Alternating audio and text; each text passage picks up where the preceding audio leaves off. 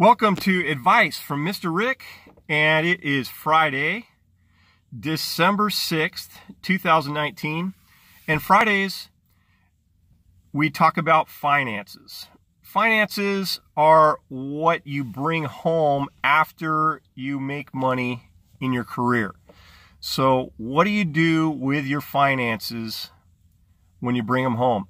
Your income would be considered your offense, but your finances would be considered your defense. So the defense part of your financial plan is when you bring money home, the first thing you want to do is you want to give.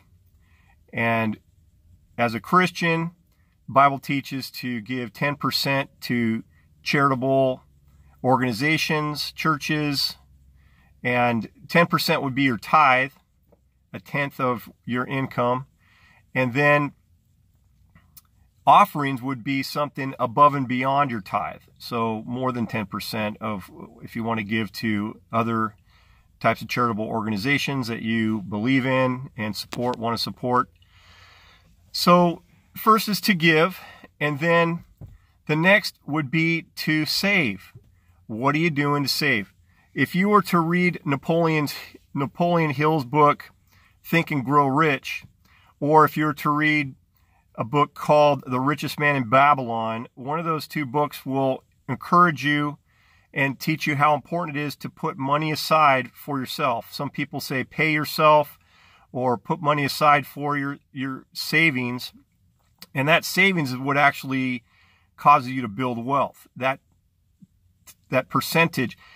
Some people say give 10%, save 10%, and then live on the rest, or live on 80%. Dave Ramsey teaches that you give 10% and then you save 15%, and then you live on the rest. So you live on 75% of your income. But either way, the principle is that you want to live on less than you make. You want to be a giver, giving away 10%, at least 10% of what you make, because that makes you a better person. It causes you to be a giver and be thoughtful of others and focused on others rather than just being 100% focused on yourself.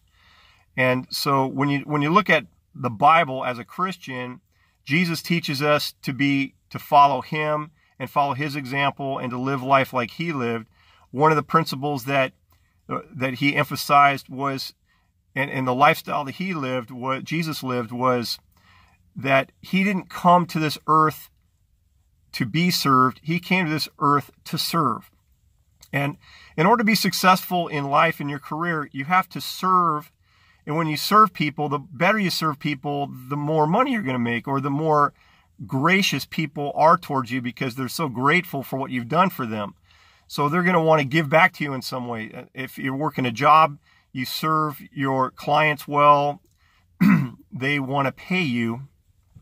If you're in ministry, when you serve, that you build trust with them, you build a relationship, a rapport with them, and they're grateful for the work that you've done. So it starts off with giving first, and then you receive later. Just like a furnace or a fireplace in a home, especially in December, especially in the colder climates. We live here in Arizona, so it's not very cold right now, but it is December.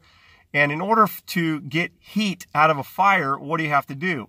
If you have a real fireplace, or if you happen to have a gas fireplace, or even an electric fireplace, you have to do something to get that heat and that light to be produced. So if you have a regular fireplace, you want to put in some newspaper or some kindling, and then start the fire, and then you can eventually put on bigger logs and more wood, and then you have this nice warm fire that puts off heat and light. But the principle is you can't go up to a fireplace and say, give me heat, give me warmth, without putting something into it first. So that's a principle of finance. If you want to gain something, you have to start by giving. And so the 10% or the tithe is a good attitude to have, and have a servant's heart.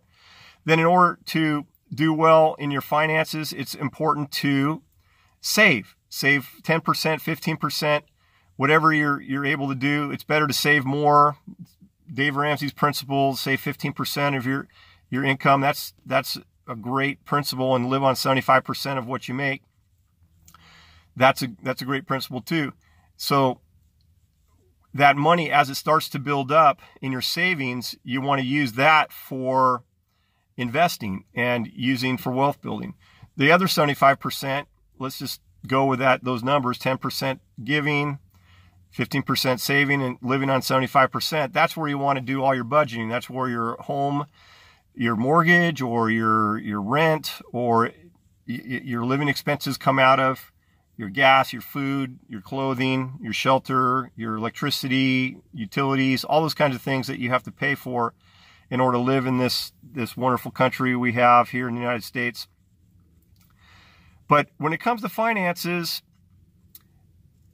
it's good to have a budget. It's good to have a strategy. So on this Friday, now that it's Christmas, one of the principles that's really good as I'm doing right now is setting new goals for 2020. And one of the things I'm working on is my budget for 2020 and the plan that I have, my financial plan of my spending plan, basically. Larry Paquette used to call it having a spending plan. Dave Ramsey calls it, telling your money where to go and what it's supposed to do for you. So one of the the advantages of a lot of online banking today is you can open up numerous bank accounts and allocate different funds for different savings that you're saving for. It's called a sinking fund. There's, like, let's say if you need to replace your car in 5 years, you set up a sinking fund in an online banking account that it gives you good interest rate, maybe 2%, possibly, maybe more. It's not really a great interest rate, but you set up this bank to pull money from your income and transfer funds to this car fund that you can use for car repairs or car replacement. But you decide how much money you want to spend on a car 5 years from now, and you figure out those numbers, you break it all down, and you put it you break it down to a weekly amount of money that gets transferred out of your account, your income account, into a savings account for your car. Or let's say if you want to save up for Christmas and you want to have a Christmas account, you want to save money, and let's say you want to have $1,200 or $1,500 to spend on Christmas in November. So you set up your weekly account in January to start pulling funds out of your account week by week, small little deposits over a long period of time. You'll end up having the $1,200 or $1,500 or $2,000 or $1,000, whatever you decide you want to spend on Christmas. You have that money ready to go in November when you start getting the Black Friday deals, the Cyber Monday deals, and all the great sales that go on in November and first part of December to get ready for Christmas. So finances are important, and a budget is super important. And it's easy to get away from a budget, just like it's easy to get away from a diet. In order to stay on top of it, you have to have goals, and you have to set them properly, and then you have to stick to them. And then you have to keep revisiting your goals so that you stay on point throughout the year. But just want to talk to you a little bit about finance today, and that it's important to pay attention to where you're spending the money and not just blindly going out and spending money. Because if you overspend, if you start using credit cards, you can end up spending more money than you have doing a lot of emotional purchases. It's better to have a plan ahead of time rather than to spend money by emotion.